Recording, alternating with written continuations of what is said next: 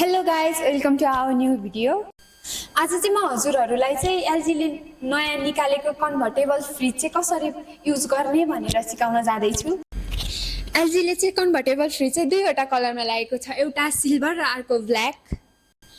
प्राय फ्रिजहरू आउने भनेको चाहिँ माथि डिप फ्रिज र तल फ्रिज भएको हो, तर यो कन्भर्टेबल फ्रिज भनेको चाहिँ हामीले जुन माथिको डिप फ्रिजलाई पनि कन्भर्ट गरेर फ्रिज बनाउन मिल्ने खालको फ्रिज हो।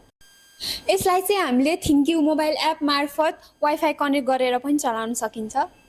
यसलाई चाहिँ कसरी चलाउने भनेर म सिकाउन जाँदैछु।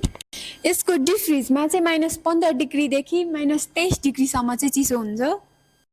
यसको फ्रिजमा चाहिँ हामीले 1 डिग्रीदेखि 7 डिग्रीसम्म चाहिँ यसको टेम्परेचर कन्ट्रोल गर्न सकिन्छ। हामीले यो फ्रिजलाई चाहिँ यो प्यानलबाट कन्ट्रोल गर्न सकिन्छ।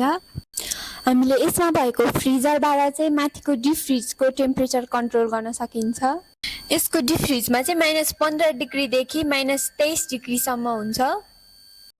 डिप फ्रिजमा चाहिँ -15 डिग्री भनेको थोरै चिसो हो भने -23 डिग्री भनेको चाहिँ धेरै चिसो हो।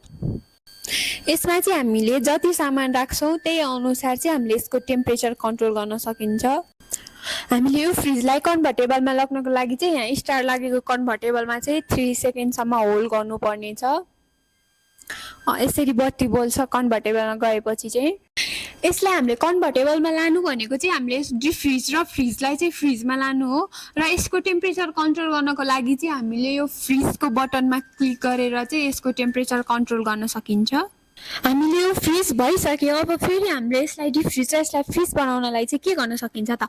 यसको लागि चाहिँ हामीले फेरि कन्भर्टेबलमा 3 सेकेन्ड होल्ड गरेर चाहिँ यसलाई हामीले फेरि नर्मलमा लग्न सकिन्छ। अब यो फ्रिजलाई हामीले फेरि कसरी यसलाई डिप फ्रिज र यसलाई फ्रिज बनाउन सकिन्छ त? त्यसको लागि चाहिँ हामीले फेरि यो कन्भर्टेबलमा चाहिँ 3 सेकेन्ड होल्ड गरेपछि चाहिँ यसरी यो चाहिँ फेरि यो डिप फ्रिज र यो फ्रिज भएर नर्मलमा जान्छ। यसमा रहेको एक्सप्रेस फ्रिज चाहिँ हामीलाई कुनै बेला धेरै चिसो चाहिएको हुनसक्छ, त्यो बेला चाहिँ हामीले यसको युज गर्न सक्छौँ। हामीले यसलाई युज गर्नको लागि चाहिँ यसलाई 3 सेकेन्डसम्म चाहिँ होल्ड गर्नुपर्छ। हामीले यसलाई फेरि अफ गर्नको लागि चाहिँ यसलाई 3 सेकेन्डसम्म होल्ड गर्नुपर्ने हुन्छ। यदि हजुर कुनै बेला चाहिँ बिजी भएर अफ गर्न बिर्सिनु भयो भने पनि यो चाहिँ हाम्रो 24 घन्टामा चाहिँ आफै अफ हुन्छ। हजुरले चाहिँ यसमा वाइफाई भन्ने बटन देख्नु सक्नुहुन्छ। यो वाइफाईको बटनलाई चाहिँ हामीले होल्ड गरेर चाहिँ अन गरेर हामीले फोनमा कनेक्ट गरेर चाहिँ हामीले फोनबाट पनि चलाउन सकिन्छ। हामीले फोनमा कनेक्ट गरेर चलाइसकेपछि चाहिँ हाम्रो यसमा के प्रब्लम भएको छ भने हाम्रो फोनमा नोटिफिकेसन आउँछ र हामीले घरको कुनै अर्को ठाउँ या बाहिर बसेर पनि हामीले यसलाई चाहिँ यसको टेम्परेचर कन्ट्रोल गर्न सकिन्छ।